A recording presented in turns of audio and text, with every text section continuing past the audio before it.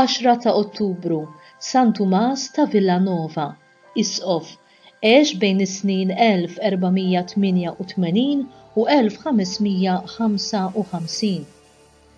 San Tumas twiled f'Fuentanella fil-Kastilja, Spanja, u ħa ismu minn Villanuova, xi 2 mili bot fejn trabba fil-pratika tar-reliġjon u tal-karità.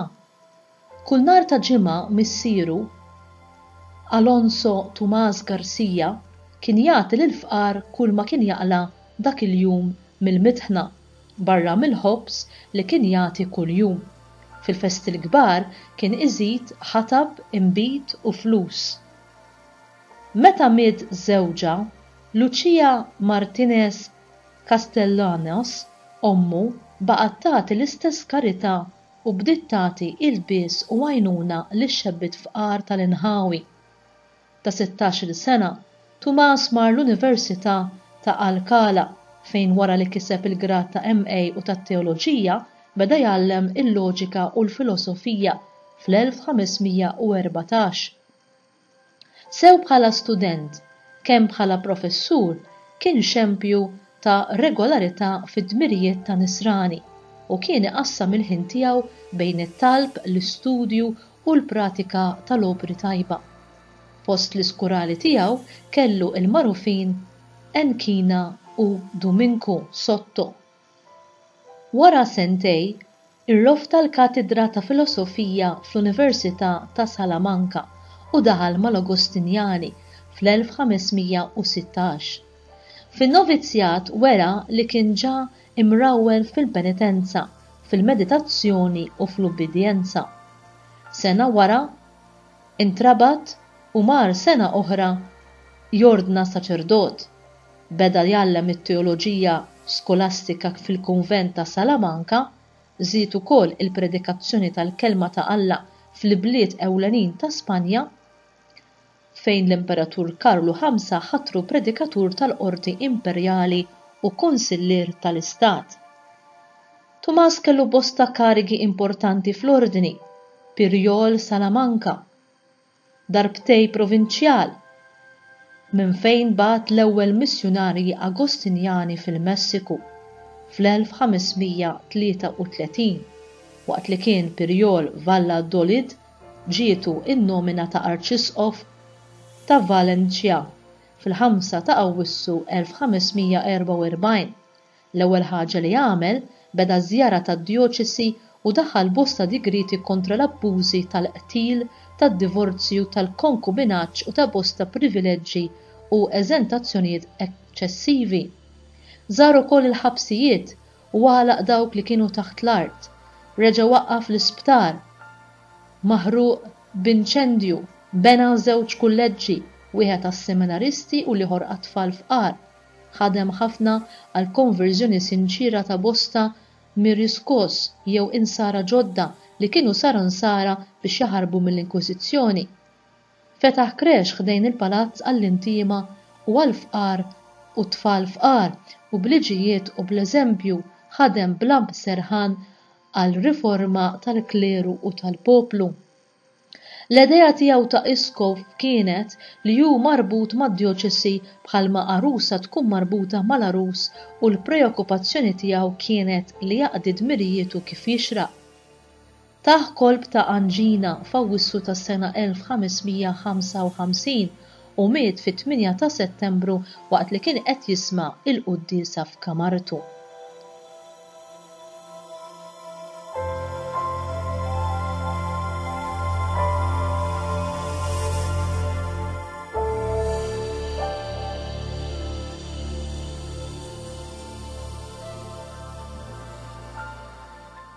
Insibu ħafna figuri komiċi li jdaħqu lil ħafna nies, imma Tomás ta' Villanova kiseb figura aktar tad-daħq bil-ħeġġa determinata ta' tiegħu u bir-rieda tiegħu li jħalli lill-foqra li kienu jiffullaw wara l-bib tiegħu jieħdu vantaġġ minnu. Kien iġi għal sħabu jistħu minħabba f'dan, imma Ġesu kien kuntent ħafna bih. Ħafna drabi ikonna t-tentazzjoni li nħarsu l-immaġini tagħna fl-għajnejn ta' ħaddieħor mingħajr ma nirriflettu biżżejjed dwar kif qed iħares lejna Kristu. Tumas għandu jħeġġiġna biex naħsbu mill-ġdid dwar il-prioritajiet tagħna. Imma kemm aħna imqabdin mal-idejat ta' ħaddieħor, miskinu dak li jagħti każ ta' x'jaħsbu, x'jgħidu u x'jixtiequ minnu l-oħrajn.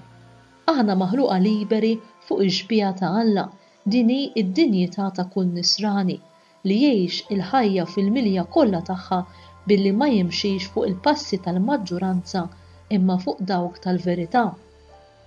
Ħajti, dak li nażel ma jiddependix fuq dak li jażlu jew jagħmlu l-oħrajn.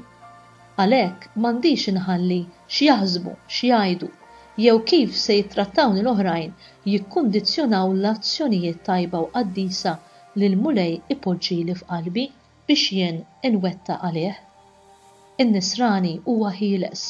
L-iben ta' Alla stabilixxa l-libertà tagħna bis-salvazzjoni tiegħu, għalhekk aħna msejħa biex ngħixu bħala dawk ħielsa tas-sew. Mela ejjew nieqfu ngħixu qisna skjavi ta' dak li jixtiequ jaraw fina l-oħrajn. Aħna sit wieħed biss għandna lil Ġesu Kristu u hu biss għandu jkun il-mudell perfett ta' ħajjitna. Iva, ħafna drabi biex ngħix ta' Nisrani vera, irrid niddefendi dak li nemmen, anki jekk dan ifisser li nispiċċa waħdi u mwarrab minn nies qisni xi ħadd stramp jew iblaħ. Ma jimpurtax, is-sewwa dejjem jirbaħ u għada pitada dawk stess li llum iżebilħuni jew iwarbuni għad jagħtuni raġun u forsi il-ġenerazzjonijiet ta' warajja tiddikjarani qaddis jew qaddisa. Hekk ġralhom ħafna qaddisin li fi żmienhom kienu ippersegwitati, imżebilħa u ġili anke maqtula. Wara xi snin, il-poplu tellaħħom għall-glorja tal-artali. Imma l-aktar importanti għal dawn kienet il-glorja li kisbu għall-imgħallem tagħhom li ħabbew bis-serjetà u l-importanti għalih kien li issa ippremjhom kif wieħed li jagħmel ma' min jippersevera sal-aħħar. U jien, ikkondizzjonat mill-opinjoni tan-nies fuqi, jew gburija li qed inħobb mod liberu lil Alla li ħabbni u li ħallni minn dunubieti bil-mewt tiegħu għalija.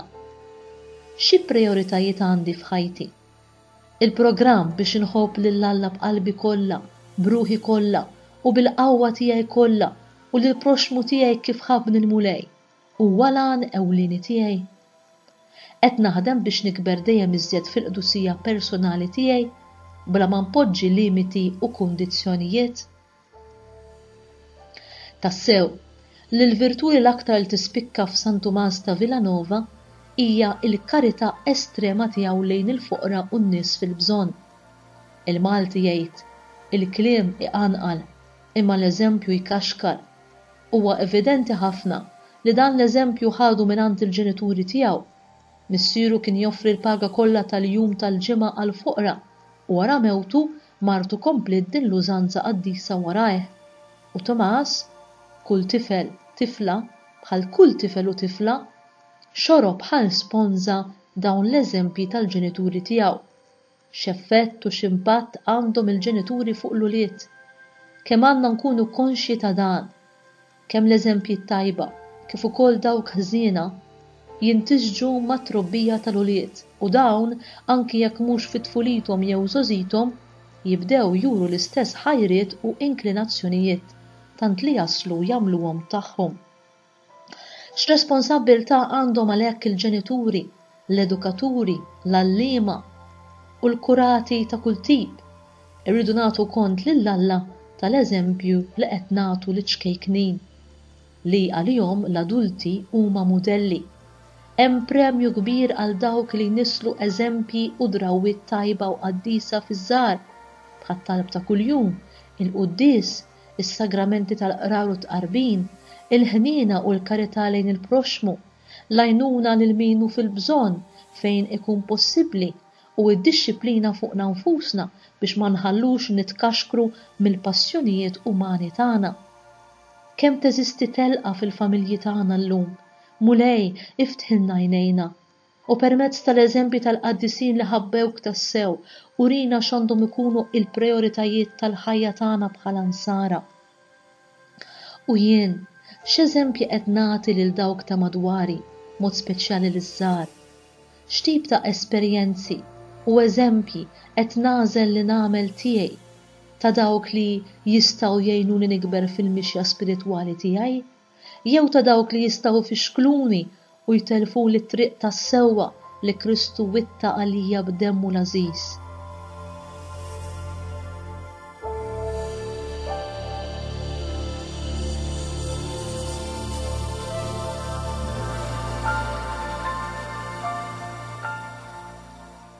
Din li ġejja hija talba ta' San Tumas ta' Villanova. Inħobbok mulej, b'kull mod u mingħajr ma nagħmel ħilti, mingħajr ma nagħmel limiti għal imħabbti lejk. Int ma mint l-ebda limiti għal dak kollu li wettaqt għalija. Int ma qadx tkejjel id-doni tiegħek. Jien minix se nkejjel imħabbti lejk. Inħobbok mulej, bis-saħħa tiegħi kollha, bil-qawwa tiegħi kollha u sakemm niflaħ. Amen.